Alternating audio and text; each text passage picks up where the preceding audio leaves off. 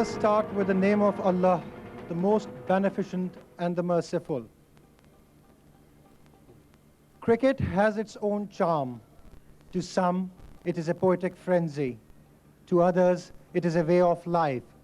This is how cricket is expressed in Pakistan. Boys, they hardly grow up and start playing cricket on the streets, on the roadsides. They just want to emulate their heroes.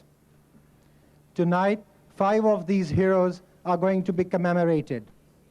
The cultural settings, sprinkling lights, and much more. Tonight's function has an exclusive cricketing theme. Lifetime Achievement Awards would be given to the 5 top cricketers for having rendered their services and to acclaim the laurels they have brought to Pakistan cricket and the country. We are all proud of these heroes. To acknowledge their sporting deeds, also to welcome the distinguished cricket personalities from the world over, the dignitaries, the corporate guests who have always been there to support the game of cricket, I would like to invite the chairman of the Pakistan Cricket Board, Lieutenant General Taqir Zia, to say a few words. Ladies and gentlemen, Lieutenant General Taqir Zia.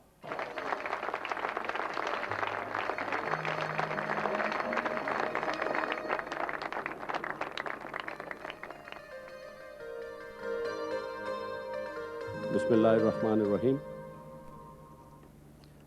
Honorable Chief Guest, Governor of Sindh, President of the International Cricket Council, Mr. Malcolm Gray, members of English and Pakistan teams, honorable guests, ladies and gentlemen.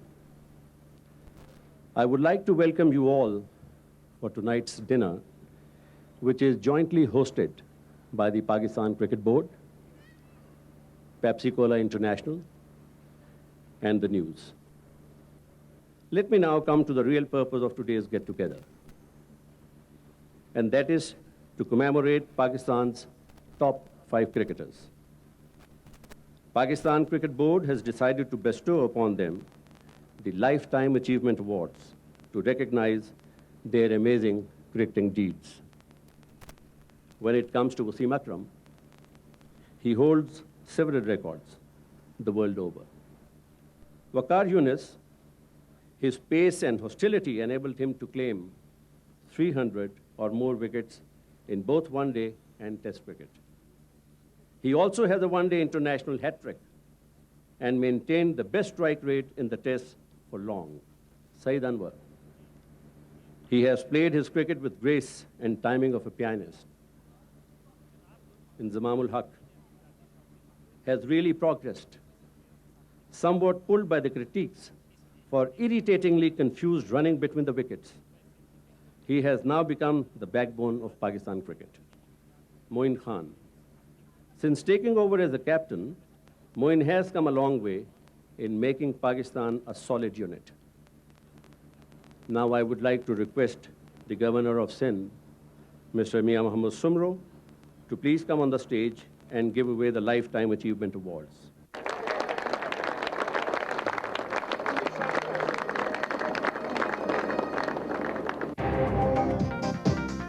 Talkative, athletic, often blushing, and just out of his teens, a wicketkeeper from Karachi was asked to replace Salim Yusuf.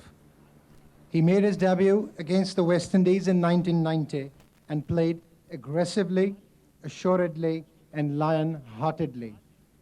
He turned out to be mettlesome, fearless, taking the blows on his chest, hitting unorthodox sixes, diving to his left, to his right, catching, stumping, and above all, operating in unison. A real team man, a cricketer with undying flamboyance. He became Pakistan's captain at a stage when his team stood staggeringly bewildered. Having lost to Australia in Australia and Sri Lanka at home, he was chosen to lead Pakistan. Pakistan under him went to Sharjah and lifted the Coca-Cola Triangular Series 2000. Landing in the West Indies, an epic-making tour started as he hoisted the Cable and Wireless Triangular Series. More, the success story continued as he brought home the Asia Cup 2000 from Bangladesh and the H&B Trophy for a Test series win in Sri Lanka.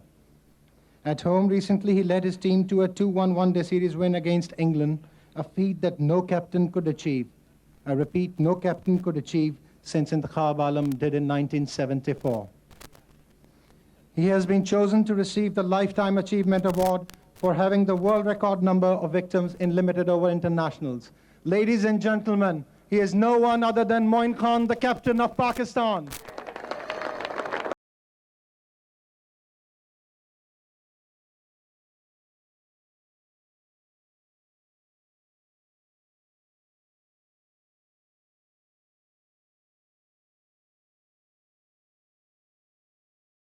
A burly, somewhat chubby batsman from Multan, dazzled on the first-class grounds. Some thought he had the talent. Others opined that he never possessed the big match temperament. Life was not smiling. His friends at the Government College Lahore thought that he had the knack. The selectors never considered him. He was not invited in the national camp, having whacked over 1,000 runs in first-class season. In his laughing, self-conserved best, he was getting ready for another season. The camp was on at the Gaddafi Stadium. He had not dreamt of making it to the top, but somewhere at the backdrop, his destinies had begun to change. The shift from the typical Multan settings into the international cricketing arenas had started. His two long-standing pals on the United Bank team, the leg-spinning Mushtaq Ahmed and the stump-busting Waqar Younis, had already made it to the Pakistan 11s. Two of these youthful players went to Imran Khan, the then Pakistan captain, and a well-sung hero. He shared the room with Waqar and Mushtaq on a mattress at a local hotel and reached the stadium in the afternoon. With a twinkling hope and an unflinching faith, undeterred, he waited for his turn. At dusk, with the yellowing sun regressing fast, Imran at last called him in the nets, not imagining about what he was to see in the next couple of minutes. Without a helmet, Inzamam faced Wasim Akram, Waqar Younis, Aqib Javed, Mushtaq Ahmed, and Mohsin Kamal. He was undone, beaten, and bold. There seemed no chance whatsoever. He suddenly changed the gear, and soon he was hooking, pulling, and cutting. Imran was impressed. The critics were spellbound. The team had changed, and so did the destinies. There has been no looking back since then. He is now being rewarded for having scored over 7,000 runs in limited over international cricket. Ladies and gentlemen, now I would like to request Inzamam ul Haq to come on the stage and receive his Lifetime Achievement Award.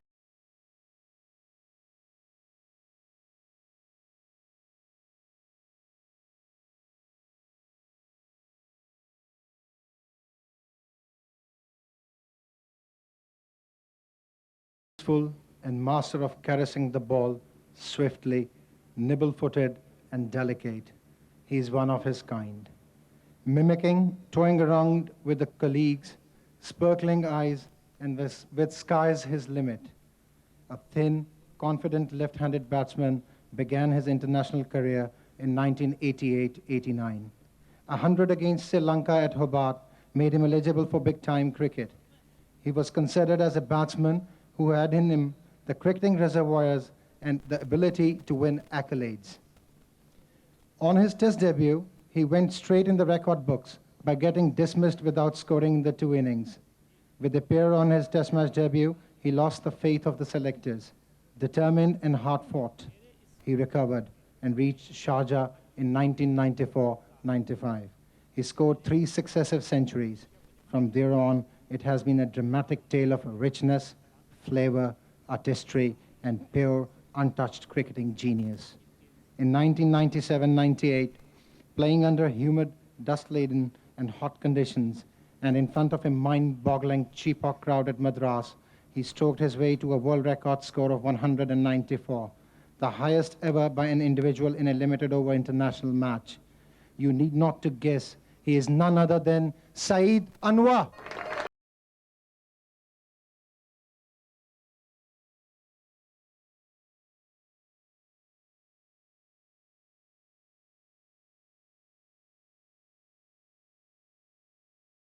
bronzed and a handsome fast bowler. His action remains a sight for the purists, running as if in for 100-meter straight dash, rhythmic and munificent, fearsome and jaw-cracking fast bowler from Burewala rose to distinction limitlessly. He became a household name, a toe crusher, phlegmatic and charming, a bowler who since his test debut in 1989 against India became a fairy tale. From 1992 onwards, he formed a deadly duo with Wasim Akram and won Pakistan some impossible matches. Amazingly strong and having an unusual knack to burst into action, spoiling the fancies of many determined batsmen. With stumps flying all around, with the music of leather on flesh and bones, short pitching, foot crushing, and tearing apart the heart of international teams, Waqar Younis from Surrey, Glamorgan, United Bank, and Pakistan hold the distinction of bringing home 300 wickets each in Test and one-day cricket. A one-day hat-trick to his credit, the best strike rate, the second quickest to reach 200 Test wickets, with 50 of them coming in the first 10 Tests. An awe-inspiring fast bowler. Ladies and gentlemen, give him a real big hand, Waqar Younis.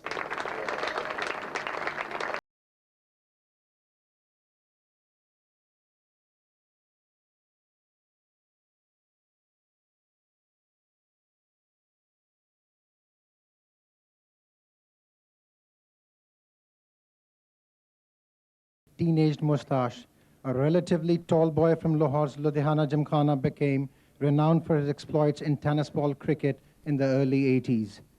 He was a whacker, a stunner, and so much was the craze that he had to miss the study hours at night before his metric papers to be at his most jaded appetite. He climbed through the window and reached the venue. Winning the match, he was caught by his mother on his return to the bedroom. She scolded him, and he, in his typical vein, ignored it completely. Another day out on cycles with his friends, he hardly knew that his life was about to change. Seen in the nets at Lahore Gymkhana, he, without having played for his college 11, found himself holding the new ball at Rawalpindi's Oldham Club ground. He was making his first-class debut against the odds, and his opposition was no less than a full-strength New Zealand team. From the dusted road of Lahore, he had reached the much better, less polluted environment of Rawalpindi.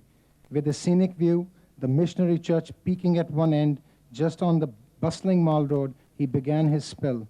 1, 2, 3. And to end the innings, 7 wickets. 7 brilliant wickets had fallen to him. It was a dream debut. With 9 scalps in the match, he was chosen for his limited over international debut against New Zealand at Faisalabad in 1985. He was hit for 25 runs in the first 5 overs he bowled in international cricket, but still managed to impress the selectors. He was quick and accurate, awkward and fearsome. Reaching New Zealand, as Pakistan reciprocated the visit, he got 2 on his debut and a haul of 10 wickets in his second test at Dunedin.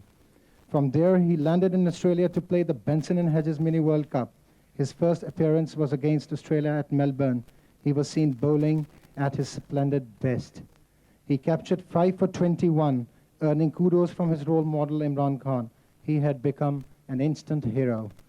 As Ranjan Madugale, now the ICC match referee, the former Sri Lankan batsman says, at Faisalabad in 1985, Siddharth Wittamani held a mid-wicket conference and advised him to be careful of Imran's speed. After having faced 3 deliveries from the other end, Ranjan went to Siddharth and told him that the other bugger was even faster. He played for Lahore and Lancashire, now represents Pakistan International Airlines, and is a cricketer who holds the world record for having achieved 2 hat-tricks in one-day cricket, 2 in Test cricket, 400 or more wickets in both forms of the game, a double centurion in Test cricket, and a man who has hit the maximum number of sixes and innings in Test cricket. What else do you want? You need not to speculate. No one has ever been more successful than the former Pakistan captain, a virtual demigod and a hero to one and all, Wasim Akram.